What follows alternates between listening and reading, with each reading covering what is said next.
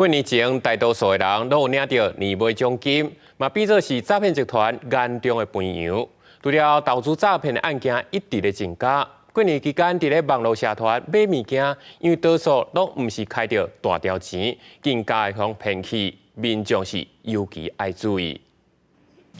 将近特别过年咯，一诈骗集团上准民众落地的钱财含年尾奖金，要为非三组。内政部公布上新的统计，去年诈骗案件含金额排第一名，也是投资诈骗，损失金额有53亿之多。假投资的诈骗已经连续3档，排诈骗财损损失金额的第一名。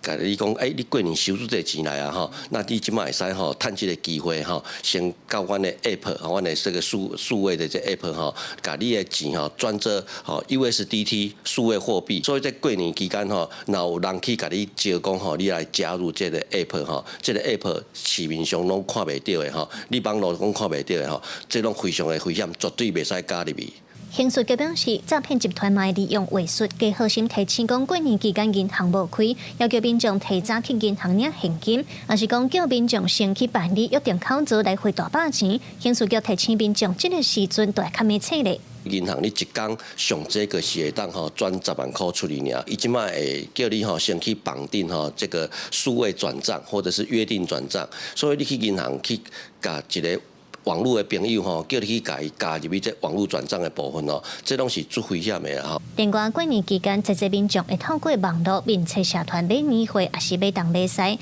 汇钱了后无收到货，才发现讲家己哄骗。真侪受害者会因为金额无偌济，都无爱警告。刑事局提醒民众，加网络拍卖伫咧诈骗类型排第2名。现代人伫咧网络买物件已经是正顺畅，就要会记得找有保障的平台，也是电商消费。记者林晓凯台北报道。